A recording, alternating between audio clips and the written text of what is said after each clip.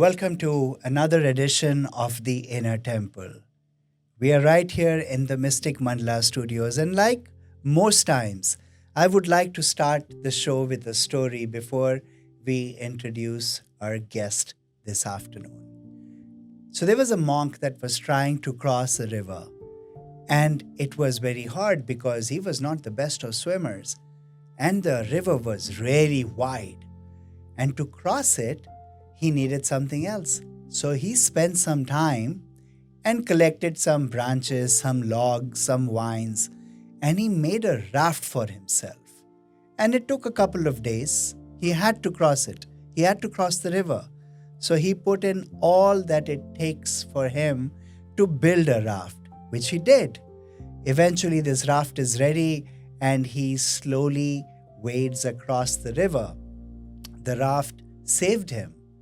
He was now on the other side. The river was wide, but he made it. And now, being on the other side, his journey was a few more miles to go.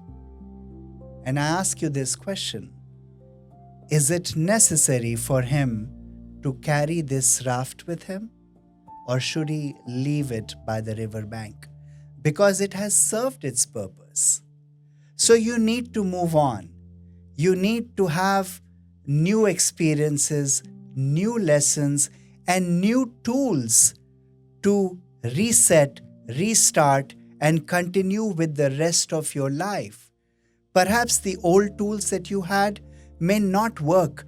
Perhaps you don't need to carry that raft anymore. And ladies and gentlemen, today we have in our studios Pavla Haluskova. She is the founder of Unleash the Feminine, where she guides individuals into a deeper sense of embodiment, intimacy, and true authentic expression. Her work sits at the intersection of somatics, relationship neuroscience, and sacred sexuality. She supports people with reconnecting with their own voice, their desires, and their capacity to feel and relate from a place of truth, not from a place to support each other. The essence of what she does is helping people restore connection to their body, their emotional landscape, and their relational world. Welcome, Pavla, to the studio. We are so delighted, and just like I said, we want people, our viewers, to learn about new tools. We want them to leave their raft behind and have a new tool. Welcome. Thank you. How are you today? I'm doing great. I'm so excited to be here and excited about our conversation. Thank you for having me here and doing this work for all of us to receive. I always start with asking people in their own words, what do they feel their presence and what is it that they do that will support and benefit other people? Like, for example, if you ask me, I'm partly a comic and partly a meditator, and I blend both of these things. I think happiness is a key function of having a human presence. So me and my dogs, we are always happy. What is the ultimate goal before we dive deeper into all the things that you do? I know that you mentioned somatic healing. I know that you talked about Reiki, and there were other techniques that you have learned in 20 years of your spiritual journey. Please share with us. What is the goal, and then what are the tools?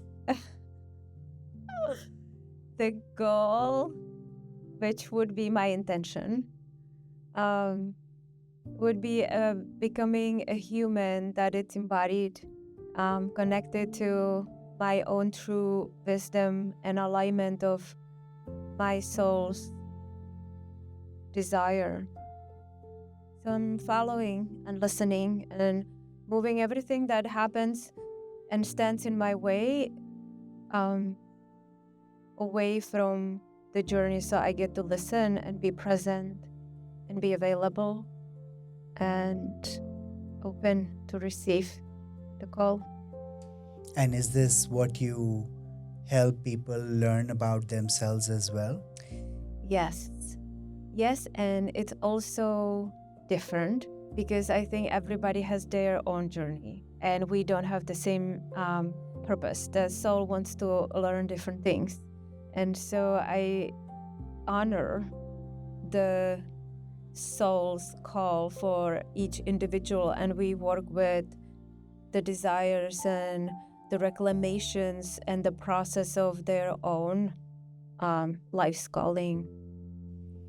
So, when we speak about life's calling, and I know that you are a embodiment life coach, you help people reconnect to the true essential being.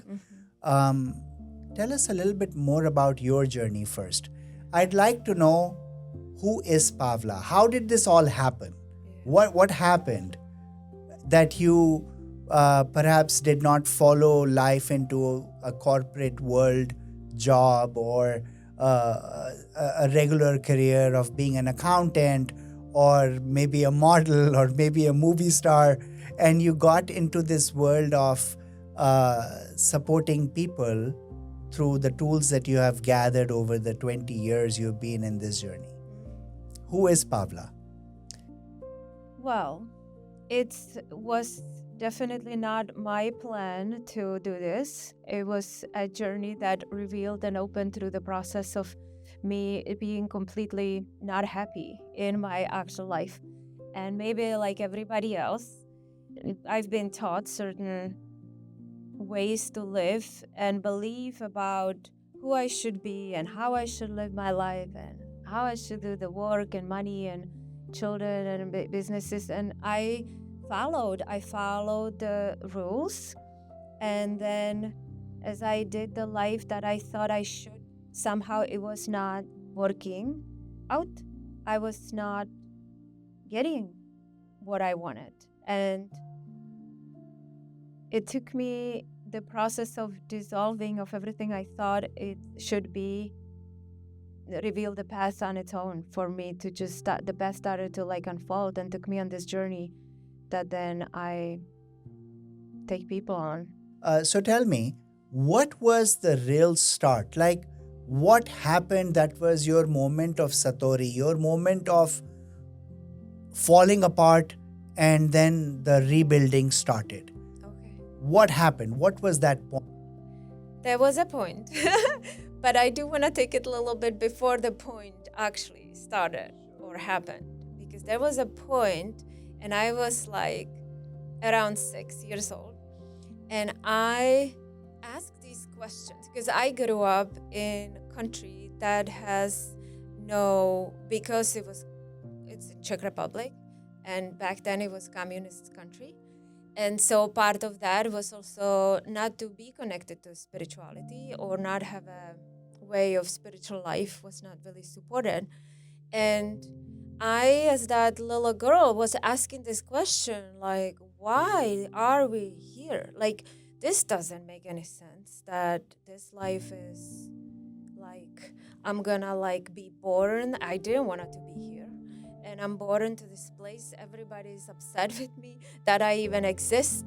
And, I have to do these like chores and, things that I don't want to do. And then I'm going to school that I don't necessarily enjoy. And then I'm going to be working, and maybe towards the retirement, I'm going to like have some money. And then like what? And then I'm going to die. And I asked that question, I'm like, what is this life about? Does not make any sense to me. And then the answer was, yeah, that's what life is. So get ready for it. And so I was like, And so then that was like one of the moments that when I go back and think about my life, there was a seed already planted for me to start to somehow seek something else that I couldn't recognize in my world. It was not there. And then I, lived the life how I've been taught and growing up. And then maybe I was like 13. And then I was like 13 years old. And I remember, or maybe 15 or something. And I was in a kitchen and reading this magazine. And then I read this article from Sting. And Sting was telling about his tantric life with his beautiful wife and how what kind of sacred practices and sexual practices they do, and how the ritual looks like throughout their lovemaking. And I'm reading this and I remember, oh my God, this is what I want. This is what I want. I want this kind of relationship. I want to connect with somebody in such a deep way. And back then also, Tantra was not known. We did not have some scriptures. Nobody was talking about that kind of stuff. So I thought that maybe if I start to then have my relationships, I'm gonna like have it and figure it out. That's what you do when you are with people. And so then I grew up a little bit more, to the extent I started dating and having my own experiences. And then I learned quickly that it's not true. And I suddenly didn't have these experiences that were connecting and intimate, and these beautiful ceremonies and rituals. And so I was disappointed. I was disappointed in our sexual life, the way how we connecting. I was disappointed with men. I was disappointed with myself because I didn't know what to do. And I was longing for something that would feel like a deep, intimate connection. And so that longing took me through my life on this journey that revealed the steps. The steps were different steps, and they were, that's a long, long journey. And going back to your question, when my breaking moment started was when I had a 7-year-long relationship with my ex-lover or boyfriend, and the breakup came. And this is a long time ago. And I was already quite deeply immersed in my yogic practices and meditation. And so I knew that I cannot go back to my life, just go like drink and party and date people. I already knew I'm like on a little different journey. And I started to use the process of that separation for my own like becoming, getting to know myself, and even making sense of what has happened, and also how I had to become really authentic with myself. And then the journey took, on another level from that. And at that point, you started to possibly find coaches, guides, and learn various techniques. I know that you spoke about Reiki, you spoke about many other modalities that you have learned. Would you care to share about what all you have in your toolbox? Yeah, I can. That's actually a really beautiful question. And it does tie to the story as well, because the process of me becoming available for this journey it came through yoga. And I just wandered to a yoga class. And I think if you would find like the most ignorant student, that would be me walking Really? to a like class that I had no idea what this is. And I didn't believe any of this stuff, that it would ever work. But I did, and I was like working out, and I had my, heart rate monitor, and I was beeping because the heartbeat, I wanted to like check what am I actually doing in that yoga class. So I kind of like wondered so cluelessly. And then I realized that after that class, I was walking out and I could see that the grass was greener. It was insane that the colors of the fabrics of the life changed. And then there was this felt sense that I experienced through my practices that I was drawn to it. Like it was like yoga was my answer. It was like giving me all the answers internally. And I practiced like a lot. I had really vigorous practices, and I started to doing yoga all the time, and then workshops and retreats and teacher trainings, and then I became a teacher. So I became like super immersed until this was maybe like 7 years in my practice. Yoga was not working. And I was very surprised that I'm like, that was like my tool, and it suddenly brought up all of these places inside of me that were ready to burst out and open for me to actually integrate and include and love and become as one whole human. So, but I didn't know. I was completely unaware. And 25 years ago, nobody talked about trauma. Nobody talked, even doing yoga and meditation was actually weird, considered that I was a little bit like, crazy one out there. And So you were already in the United States? yeah. Okay, That was you were. already. Okay. And I also believe that the process of how it started here in the United States because it took me away from the environment that was not accessible and available. And something was here for me to discover that I could see from the distance too what was going on and what I started to truly learn as a spiritual seeker here. So it was a tremendous gift for me to be here and open this journey. And so when yoga stopped working, and again, I'm not saying stop working, but yoga was working because it gave me the strength and the flexibility, and my vessel started to truly be ready and trusting. My body started to trusting me that I can handle it, to look into the deeper places that has been unintegrated. And so I had to search for other modalities, and I started to do Vipassana meditations. Tremendous healing through Vipassana. I've done so many Vipassanas in my life, and it was super healing.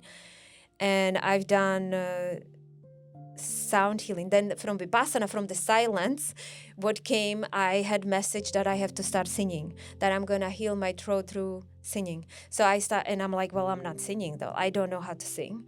And so that was another journey that I got harmonium, and I was just sitting and chanting Om over and over. And that energy started to move, and I started to finding different vibrational tones of my own voice that was touching me emotionally as well. Super lot of healing. Then I work with breath, a lot of pranayama breath, but also transformational breath or holotropic breath, a lot of that kind of vigorous breath. That was super a lot of release.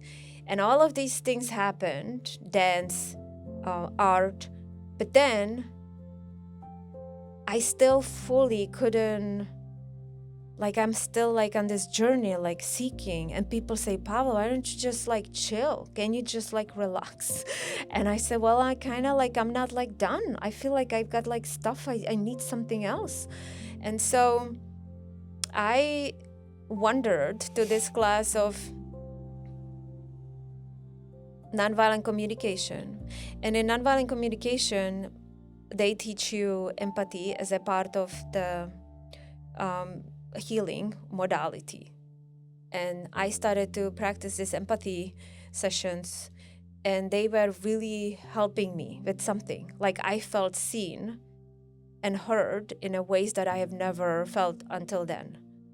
And that took me on a journey to study the neuroscience, the brain, and the trauma, because one of my dearest teachers, she teaches neuroscience and relational language and empathy.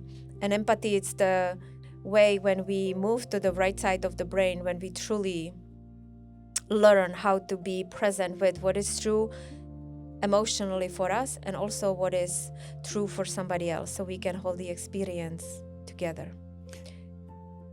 That's quite a journey. Yeah. But the question that I have for you now, I guess, is that what were you seeking over these years? What I understand is that you had a relationship loss. Yeah. And then you realized that none of the relationships Yes. were giving you that inner joy, that blissfulness. Yes. So you started to seek it within you, I guess. And then you just loved the journey. Yes. Is that what happened? Yes. But it took me many years to get to that place. The joy didn't just arrive. I think it's also a process of us being available for different energetics. When we go through a process, the natural joy start to arise, you truly touch your own heart space. And the space, when it opens, there's a different level of grace that we are touched by, and we also can hold as a devotional space. So it arrived later to realize that this journey was for something, and it was for this place of unity in this heart space to be available for love, for intimacy, and for truth. I think when we were discussing the questions, I think the foremost thing that you had asked me was that people are not comfortable in their nervous bodies, their nervous systems collapse because they suppress truth. Mm. Yes. And I think is that one of the things that you guide people with, you teach them Yes. in relationships? Yes. Yes, because the truth is more like, if you think of it from a perspective, when you are with somebody coming closer together, and intimate relationships makes us to see our wounds, actually. So we start to feel a little bit more worried that we can lose that person because we love them, or we can start to feel afraid or ashamed of our bodies because we have to show them our bodies, right? And so we want to be received and loved in that kind of way, but we might don't fully feel it. And we can also maybe feel afraid to say, I'm not liking this because this is not good for me. It doesn't feel good because we don't want to hurt somebody else's feelings, for example.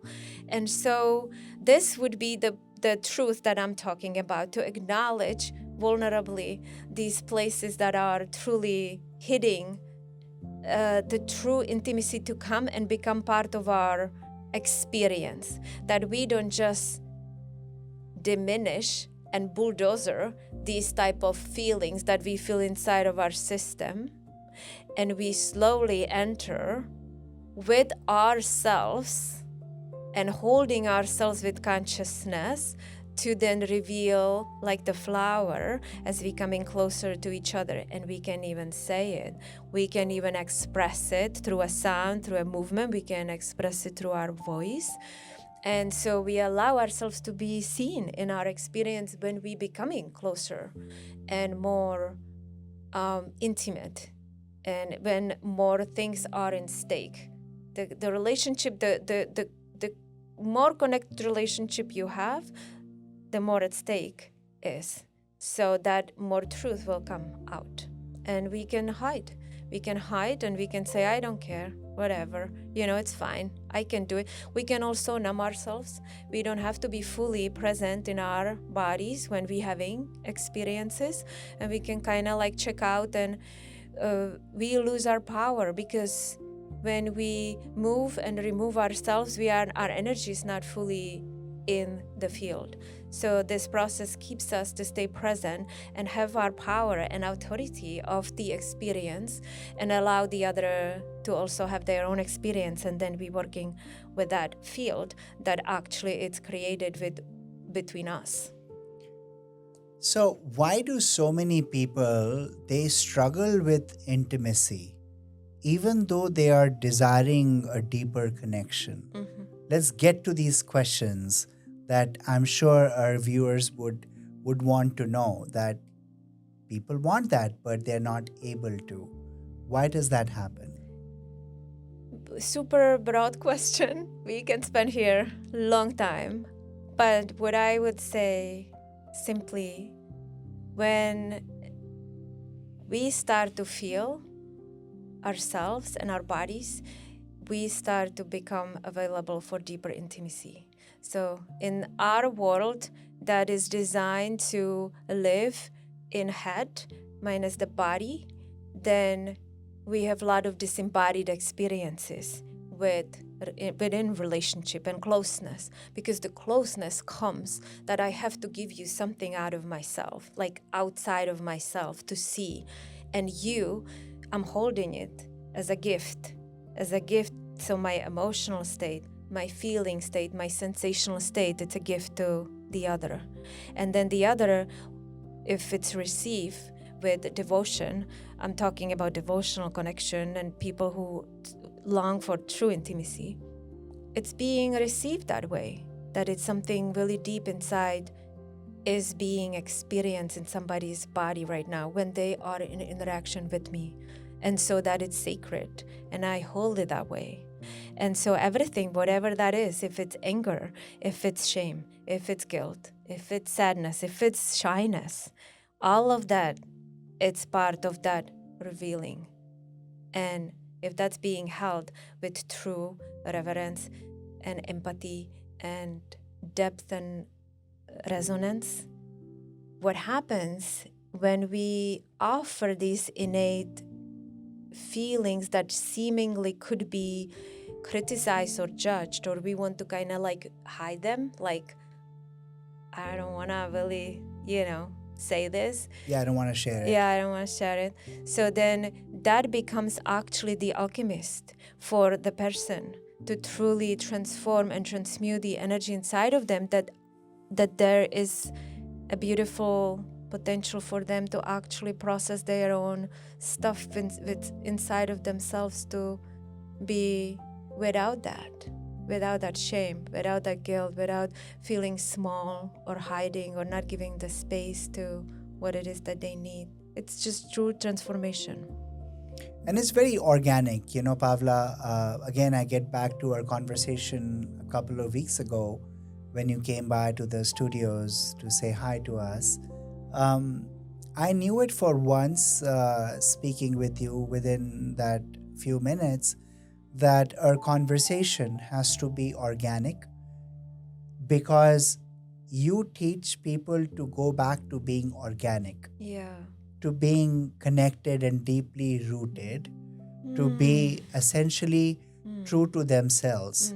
But I guess my next question to you is, how much sharing is enough? Or let's say, I am willing to share. If I come to you and you teach me to share, I know how to share. Yeah. But is the other person also capable of listening? A lot of people hear, but they don't listen. Yes. So how does that work? Because I don't want to bleed over my lover with the cuts that I have in my emotional body. Yes. And a lot of people do that. Yes. They feel that it is now they have found this ideal person, they love this person, and they are free to share and overshare and constantly share. But the other person has to be strong enough. What do you say to that? I'm so glad you actually brought this here. And I'm gonna answer it, but I want to go even second before you ask that question. And you gave me this acknowledgement of our conversation and the way how you want this conversation to go, and how organically I work with people, really, with everyone. And that is part of what naturally comes through. And I have this deep sigh, this deep breath when I received your recognition. And so when we're talking about this intimacy, that is what I'm talking about. I just receive in your presence and attention to what you experience in my presence. You reflect that back to me, and I receive this deep breath of recognition. It's a deep exhale, which means the nervous system softens and we start to go to a little deeper place. And that is the true listening, that we constantly going back and forth to actually paying attention to our own body, how we are being received and perceived, and what is also happening when we are being reflected back. So I'm not talking about dumping stuff on people. I'm talking about a true share, which means there is an attunement. It's a serious process that we go inside of ourselves to dive deep in, and we have to be willing to take that breath inside of ourselves to then deliver it out. When we deliver it out, it's just coming from different places, not just like blah, blah, blah, blah, blah. We have to slow down, feel, acknowledge, and listening is, what is my body doing when I'm receiving this person in front of me? And I'm just reflecting back what I've heard. how is life for them, what is difficult for them, what is exciting for them. It's about them. It's not about what I'm gonna add on and top it off that I did, better, or I have also another story. It's a genuine reflection.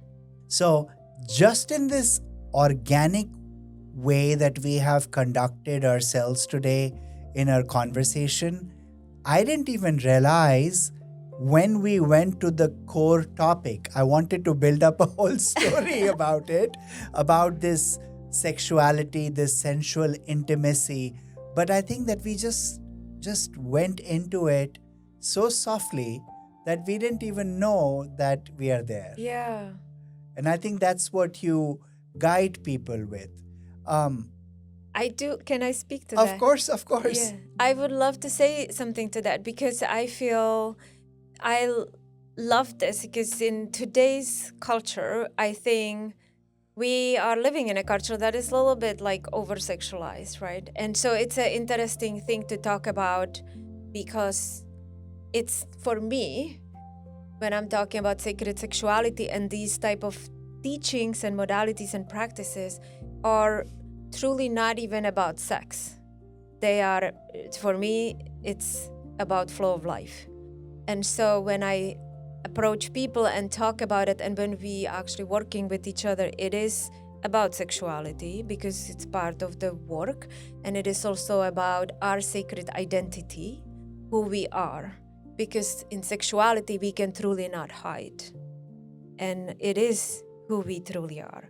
And the way how we're gonna start hiding, it's part of that identity that we still working through to be fully embodied and seen as the whole complete human being. So the journey becomes really normal. It becomes about life, about how we feel safe in the world, be ourselves, and how we also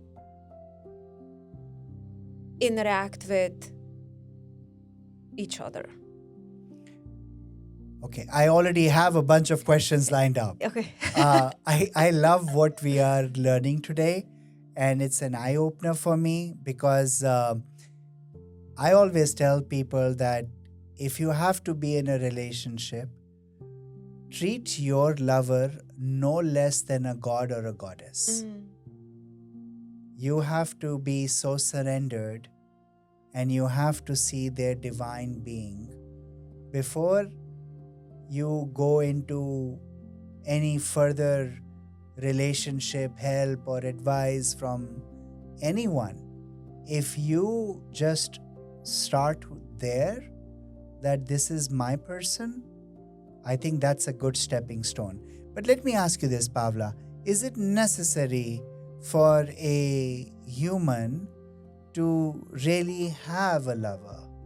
After all, if I needed someone, I would have been born as a conjoined twin with them. Like we are sharing the same kidneys or we are sharing the liver, but we are all born by ourselves and we will all die by ourselves. So, is it necessary in this world to really go out, find a lover, and make all this effort? That's a really good question. It's a lot of effort. Yes, but is it necessary? Well, it would depend on the person, who they desire, how they want to experience their incarnation. I chose embodiment because I believe that we grow in relationships, and Tantra, it's one of the ways how we connect to divine through sacredness and connection and intimacy with the other. And there is true, when we going through this process, I think there is a huge importance of the journey would be to have our own experience with ourselves, with life, and with our sexuality, and with who we really are, with like this reclamation of the self. And that does require solitude, and also learning to not to need others to fulfill something or to do something for us. And practices that I do with people are designed to actually reclaim that, the relationship with their own body, with their own sexuality, with their own sensuality, with their own desires. And it's very personal. It's a, individual, intimate journey to relate to our bodies, but also through the body to meet the divine. And so the divine becomes our lover, and it becomes a way how we experiencing life in love, like we walk in love with the sacred, and we feel it, we experience it in the mundane, which is simple things, drinking water and just paying attention, or walking on the in the park and feeling the wind, like touching. It's a really sensual thing. Or raindrops, like the water washing us, and allowing this nature and this universe to be part of this experience. It's definitely part of spiritual awakening and practice as well. But I do also feel, since we are in this human form, I've learned through my own journey that not to bypass our body was essential, because we hold a lot of information that it's ours, that happen in our lives to us, that we carry, we hold it in, and it's locked. It's locked in our muscles, in our tissues, in our bones. It's also locked in the pattern of the nervous system. It's also locked in our patterns of our thinking. So it's the whole body experience. But it is also, we carry a lot from our ancestors. So there is this continuous expansion of ourselves, who we are. We are not just like me. I am this whole ancestry that created this voice, this hair, this thinking. It's a part of my system that the more I honor and bow to that, where I came from, it's became somehow easier to live on this planet, like with recognition that I am actually completely connected to something vast. I'm not alone. And so I think there are people who came here to be going on a journey as their own journey. And I think there are some people, they came down here to be experiencing their body and the spiritual awakening and connection to divine through the body. And so I think we do need relationships for that type of connection, because the intimacy will bring that up. We have to go and see it, and we have to go and process these vrittis, these tensions inside of ourselves to through the practices. I understand what you're sharing.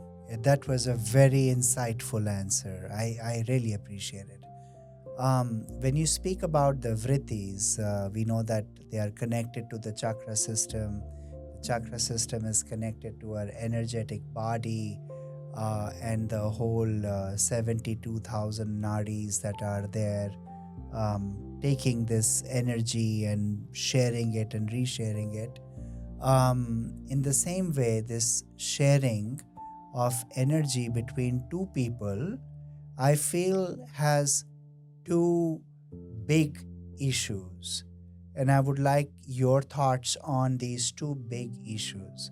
The first one that is detrimental to a relationship is trauma that we both bring to the table. So at 53, if I were to, get into a relationship and somebody comes at whatever their age is, that they're at 50 or whatever, then we are both bringing 5 decades of trauma to the table. So I think that's one thing I would like for you to share and talk about, how to deal with that trauma, because both the people in the relationship may be wanting deeper intimacy, more sensuality, but they have trauma. And the second is the time. I think that time makes relationships very mundane, very insensitive. Because lovers, they meet like fireworks. In the beginning, it is beautiful. But as time progresses in a relationship, more than the evolution, Yeah. I believe that people actually go towards like a dissolution. They are doing their own thing, they are not involved with the other person, and the conversations have shifted. They are becoming less and less, and they become very practical. Did you pay the bill? Did you get the car insurance? Yeah, so on, so forth. So I feel that these two, if you could explain this to us as an intimacy guide, we would love your thoughts on trauma that we bring to a relationship and the time that elapses during the relationship. I would maybe start with the time first and then go to the trauma. I think the relationships, and again, we're talking about intimate relationships, people who want conscious relationship and Correct. conscious connection. Absolutely. So I think it's there's something about polarity, and I do like to talk about polarities as well in my teachings and coachings, because I think we can, what you're talking about, it's the classical, it's a classical progression of intimacy, right? Like it just becomes like we just love each other and it's just so cool and everything is just insane and amazing, it's beautiful, and then suddenly it just becomes like it's just the person that you see and you just know everything, and it doesn't become stimulating or exciting anymore. And so to me, the polarity work, it's the most important, that people start to understand what we as the masculine and the feminine brings to the table, and start to have these practices that are designed to support the polarity while they're living their life. Because the depolarization of it becomes a relationship that might be resonant, but resonant doesn't bring you passion. Polarity does. And so the more people understand polarity work and how that works between couples or individuals, the more then they start to realize that the longer the relationship is, the more exciting and passionate actually becomes. Let me pause you here.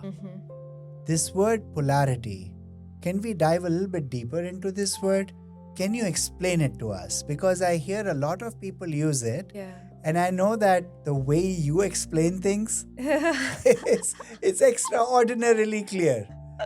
Explain to us a little bit about polarity.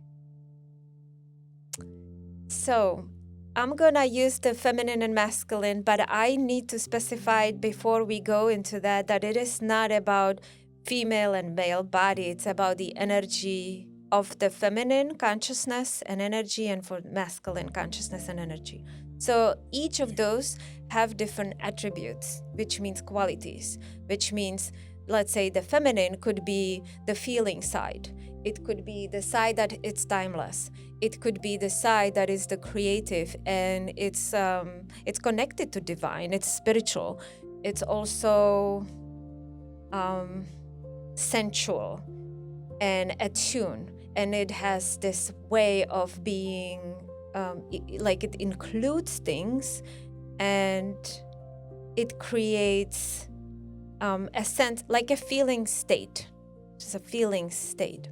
Like, let's say the masculine energetics would be like the direction and the guidance and the leadership and the order, and for example even the stillness. And so when like people come together, they take the polarity on. So let's say if I'm just gonna use this as an example, ultimately we want to be fluid in those and be kind of like bouncing of each other to flip into the other polarities. But that's a skillful way of kind of interacting. But let's say if I'm just gonna use examples like the man is gonna be using that masculine energy, the polarity is gonna hold, the feminine is gonna hold the woman, it's gonna hold the feminine. So let's say they're gonna come together, and it's like, think of it as, again, it's a part of our practice. So that sexuality, that intimacy, that coming together, it's part of what we create time for in our life if we want that kind of devotional connection. It's not just like, whatever, we're just gonna because we lay next to each other, we're just gonna do something together. It's genuinely like we create space for it, we create time for it, and we dedicate, like we would go and meditate or we would go and run. That's how this part of our relationship needs to be honored and crave space for as well. And then, so for the man, because there's different ways how the energy flow through the masculine body and through the feminine body. And I do think that should be maybe explain a little bit, because the way how men are being attracted or stimulated, it's really different pattern than what women need. So we have different needs, and so we need to also understand that man needs to educate and understand that woman needs something else. It doesn't work, her body doesn't work the same way like his body. And sometimes I think that also doesn't fully translate to this relationship, that people don't even know.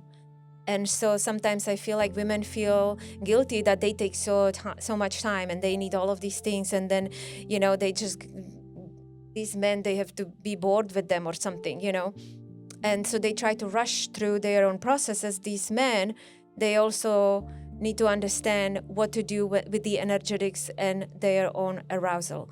So there's a lot of the stillness, the quality of stillness and presence and breath and concentration and the focus. So all of the stuff that we teach in meditation, in yoga, drishti, and all of this, the direction of the energy, it's super important for this level of connection that I'm talking about. So the man needs to know how to move the energy through his body, through his breath. He needs to know how to stay calm and centered. And the woman, on the other hand, she has to arrive. So usually women have a lot of heads throughout the day. And so when they arrive on that practice, in that connection, in that intimate moment, they still kind of vibing in their head. So for these women, they need to drop into the body, and that needs time, and they need to have their own space. And so they have different process of tapping into the feeling body, while the man doesn't just diminish the time between that. Like, it's an opening that he's moving the energy, so it's happening, and she is unwinding in that presence. So, and there's so much more to it. So that this would be maybe I would stay here, and then we can talk more. So, and then if we can talk about the trauma, unless you have questions or you want to say something here. No, I think that is beautifully explained. Yeah. I can tell you, Pavla, that this is the first time that I've heard such a clear explanation of the time management.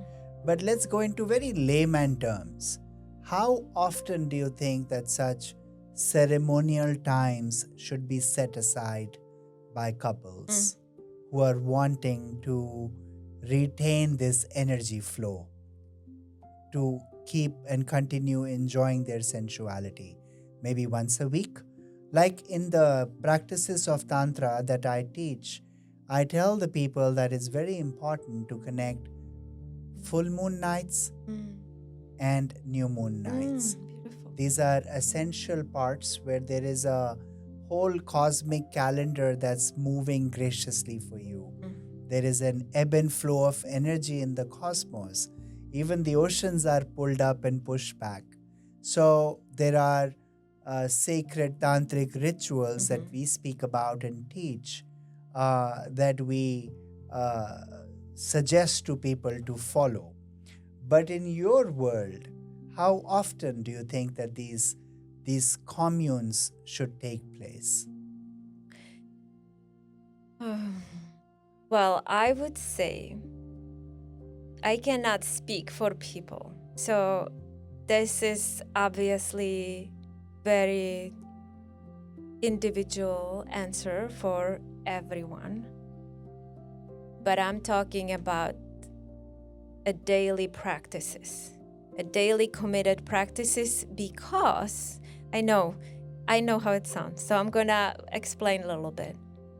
Because it would be, I think it would be like, if you think of it, that it is our practice when we are together. So when people come and they have dinner and they talk about, the day and what happened and that kind of mundane things, which actually creates lack of polarity, and it's therefore lack of passion. So let's say in this connection that I'm talking about, it's a commitment to the practice to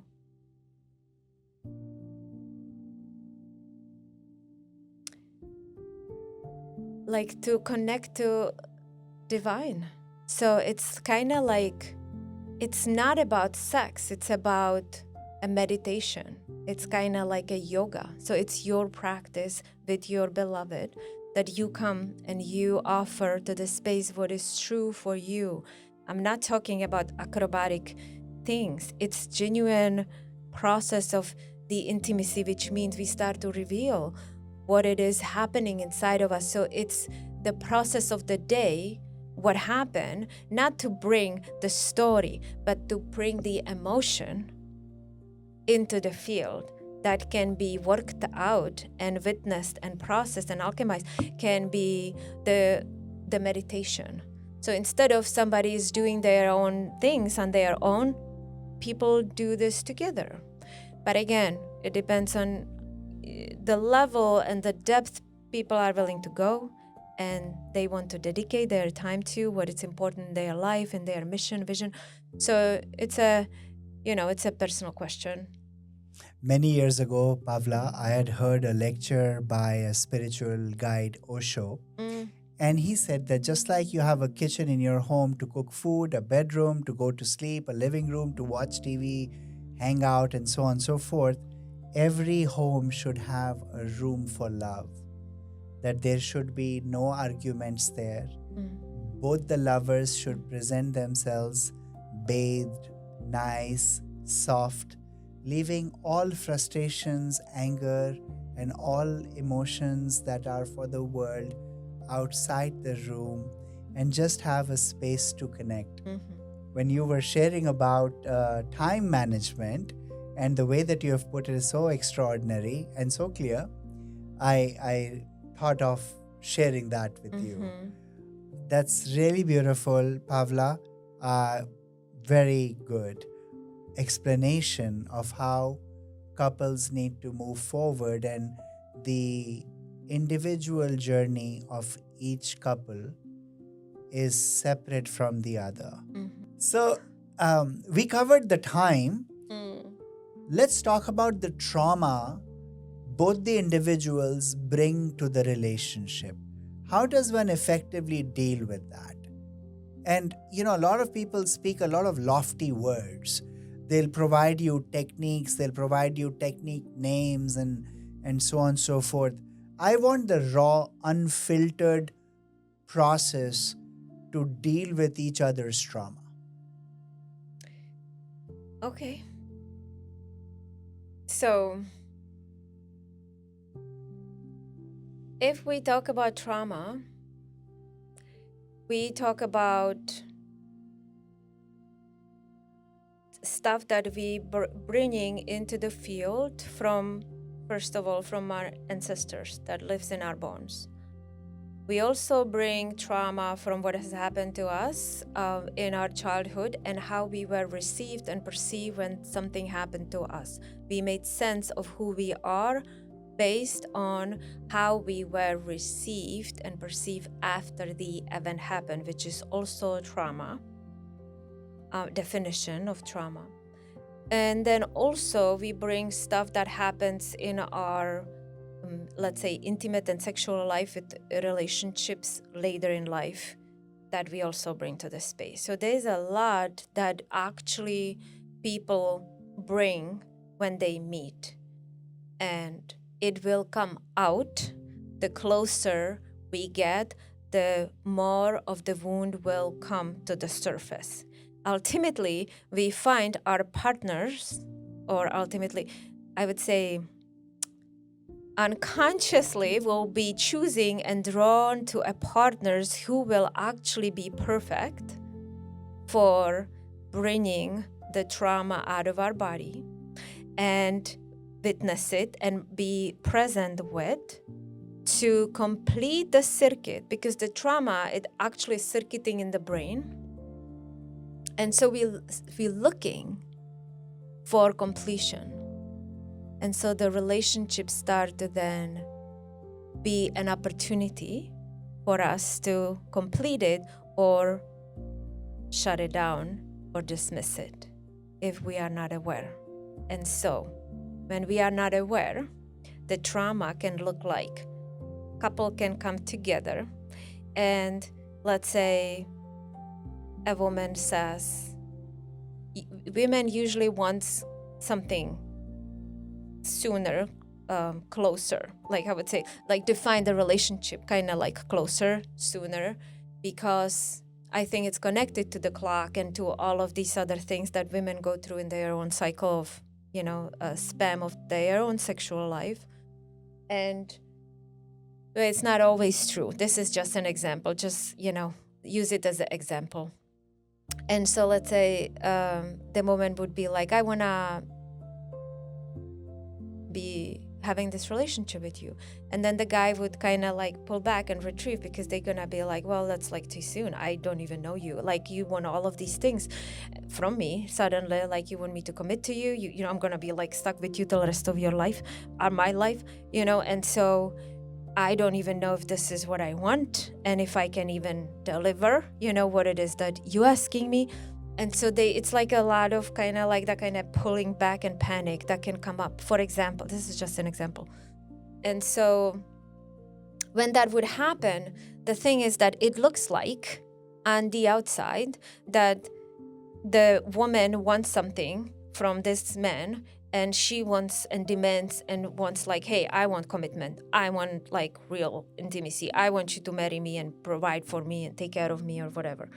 And then this man could be like, well, just a little bit too much. I don't think I can handle this. Like, I want to like be free and explore life. I don't want this. And so he retreats. So it looks really normal. It would be like, well, it's just my choice. I just don't want to commit yet, or I don't even know if I like this one yet. So I'm just going to go and find and see what's out there. But if we look through the lens of trauma, we start to break these things down in a ways that we start to see how people retrieve from an opportunity to connect and to be present with a human who is there in front of them and who wants them. And we find a lot of logical reasons why we should not be with them. And we move away from the intimacy. But it looks like that we're doing like a service to ourselves, because we really don't even know what we want. And maybe they would not even maybe want us, and so we can like logically explain. But what we internally doing in our internal nervous system, we genuinely are frightened of coming closer with somebody to commit and say, yes, I want this. I want to stay. I want to be here. And I want to feel what this brings inside of me, which the part of the process of I am frightened, I'm running away from intimacy because I will be afraid that I'm caught the rest of my life with this one person. And what if there's somebody better? And then if we even that become or bring forth into the space in that relationship that can still exist. And that's when I'm saying true authenticity in a relationship, that we start to say these things out loud. We don't hide from each other to be acting like we fine. We just say, I'm frightened of this. I don't know if I can commit. I don't even know how to commit. And so then they start to then learn about their own system and finding a way how vulnerability is the doorway and actually the chariot to finishing and completing that circuit. And that, from that perspective, I think it's the reason why we should be in relationships. But if we don't understand this and we just run away or push or hide and pretend for some kind of safety or security that I'm gonna hold on to this person because I don't know how to live on my own. And so I'm gonna grasp them because I don't know if there's anybody better. And this is probably like my best shot. So I'm just gonna like hang out and be with them, but I really don't wanna be here. You know, all of these things that are internally saying, I am frightened that I'm not good enough for the love that I truly desire. So I'm gonna use, and now let's say this could be a pattern from our childhood, what we could be taught. Something is better than nothing.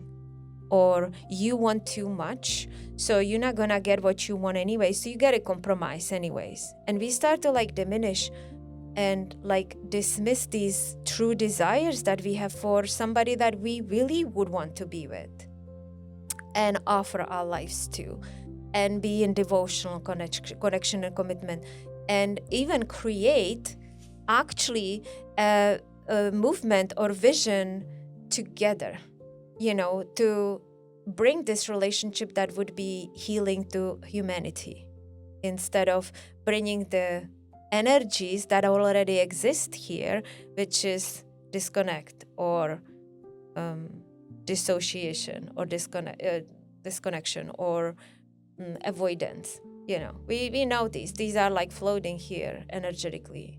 So can we bring down these energies of truth and presence and willingness to sit in the discomfort with the other while you see them as divine, that they showing something about my own incapability to truly receive love or give love. Beautiful. If there is one quick short lesson that you can share for couples all over the world that they can start practicing today, like just a quick thing, I would love for you to share that. Just a small exercise for lovers to sit.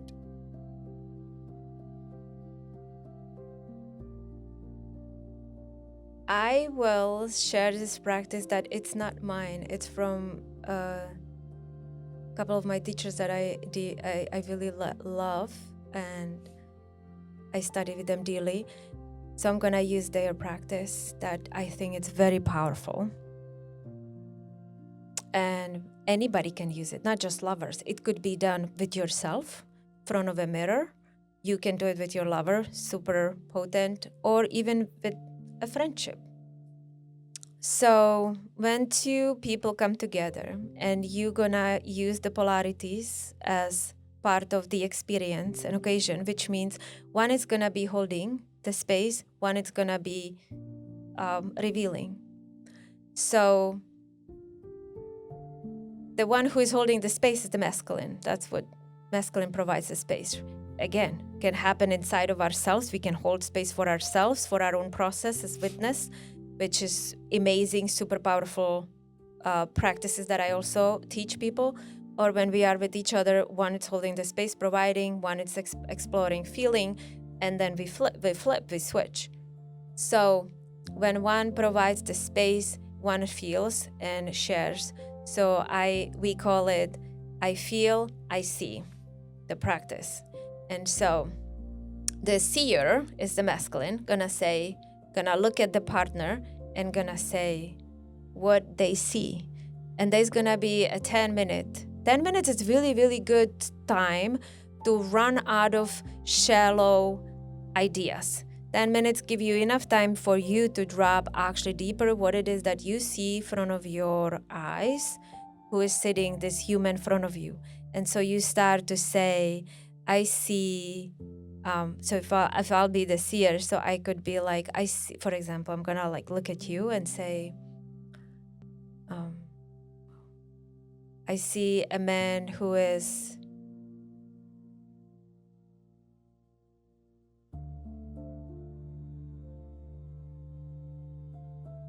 guided by his heart and who delivers his heart in service for humanity to grow.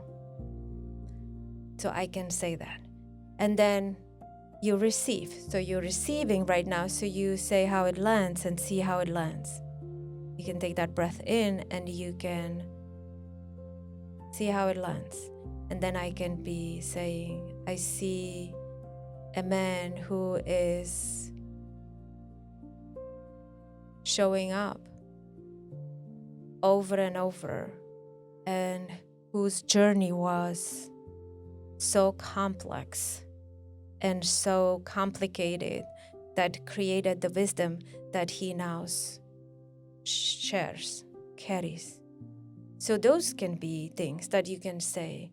You start to see through the eyes of the divine that there's human in front of you, and you just give them what you see. You can also simply say, I see I'm aging, I see my wrinkles. I see exhaust. You can say, I see somebody who is tries so hard and is exhausted. All of these things can be name of the process. And then the feeler goes on, and then the feeler starts say, I feel blah, blah, blah, whatever you feel, because I. And then there's a 10-minute span for them to express how they truly feel. And so what it's important is, because we say, I feel upset because you didn't do what I asked you to do.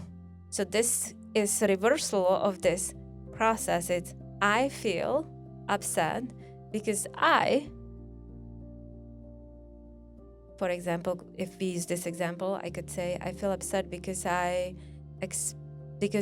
feel worried that I'm gonna lose my trust in you to deliver and to do what you said you're gonna do. It's a really different delivery than say, well, I feel upset because you didn't do da da da da da. And so we throw it on them. And so then this is a really powerful way how people can start to express something that I'm talking about, that they bring to the practice, to the sacredness of their sexuality and intimacy, that this is the part of the life and day that they bring to how was the day for them. They just have time to express it. And there's a dedicated time for them that they know that the other person that they love, it's going to actually listen. They're going to be there. They're going to be heard. They're going to be known and seen. So. Well, thank you for sharing that. I do believe that our viewers will really enjoy this practice. I think it's delightful to know that there are processes of sacred embodiment that can be just organically brought into your daily life to build stronger, more meaningful, deeper relationships that have a lot of intimacy, where there is physical intimacy, emotional intimacy, and I believe from what I learned from you today, the highest spiritual intimacy, to hold space for the other in the most compassionate way. Yes. We have gone a long way from the life of the doctors and experiments of science, where they named hysteria after the word hystera, which comes from the female genitalia, and having confusion of what her release or orgasm is really, and to a world where there is such freedom of expression and joy, at least in the Western world, and with coaches and guides such as you, Pavla, people have the opportunity to experience deeper intimacy. in closing, I would like to ask you to share, how does one contact you? Why should one contact you? And how can they reach you? So here's when we want you to share the whole 9 yards, the website, the details, the programs that you have right now, and all the good stuff, Pavla. So people can reach me through my website. They can email me, find me on Instagram. My website it's unleashthefeminine.net. My email is Pavla at unleashthefeminine.net. So you can email me or reach out there. Socials on Instagram, Facebook. Pavla Haluskova, it's my name. It's also Unleash the Feminine. So follow me, reach out there, message me. And what it is that I do and offer currently, I'm working with people. I created two different containers for like a longer processes where we go through intimacy with themselves and with each other. So one is 3 months long program, and one is 6 months program.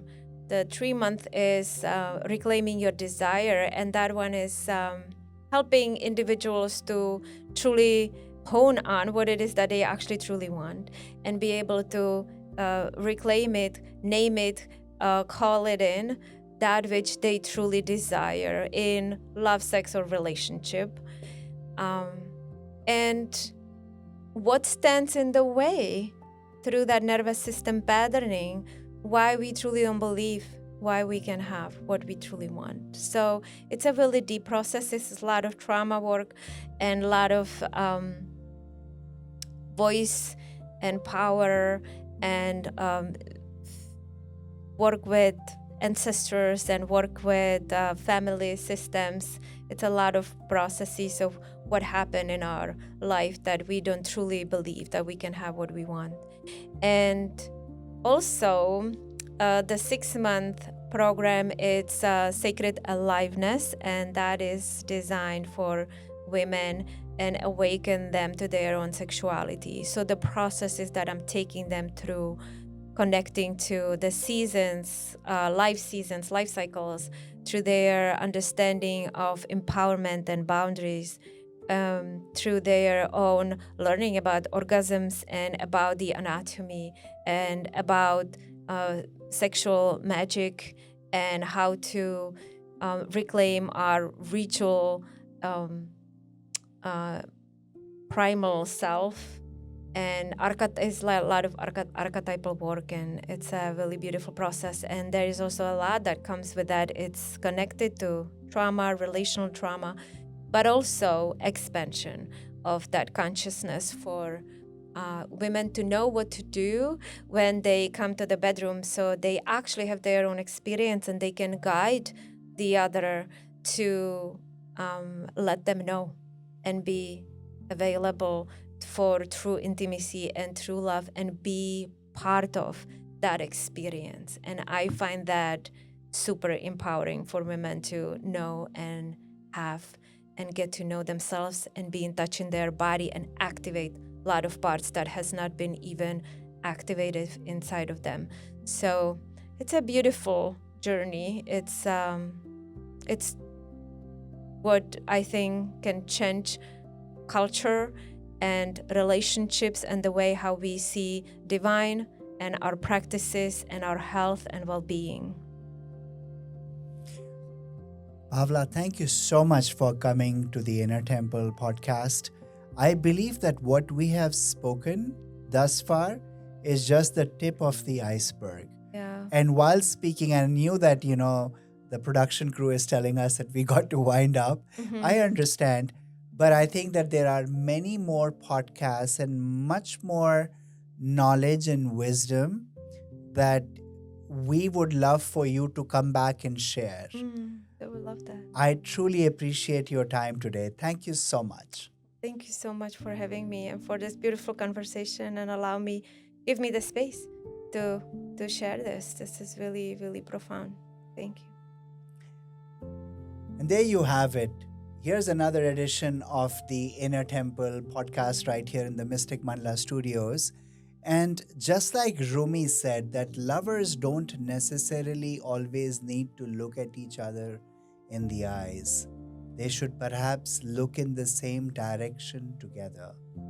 Pavla teaches us that through her diving deeper into emotional intimacy, going deeper into the sharing and understanding of not only generational trauma, but trauma brought about by daily existence, trauma brought about by life and relationships, and how to navigate without hurting the other. There is much joy and there is much wisdom in learning. So I encourage you to go check out her website, and we'll drop the links in the comment section. Please click through, connect with her. I think that this would be a wise decision for you if you're working towards a more fulfilled relationship. And like I always say, if you are someone that should be featured on our podcast, The Inner Temple, or you know of someone that has a gift that they would like to share and you think it would be advantageous for them to be here, please ask them to fill out a form to get to us, and we would love to connect with you and have you here at The Inner Temple. Thank you for watching.